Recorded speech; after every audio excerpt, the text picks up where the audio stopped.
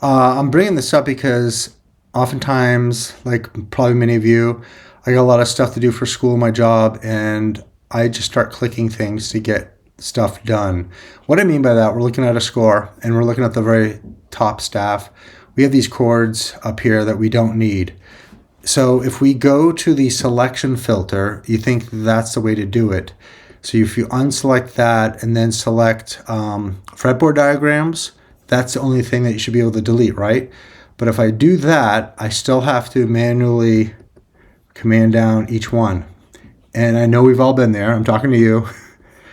And then if we do Command A or Control A, everything gets deleted.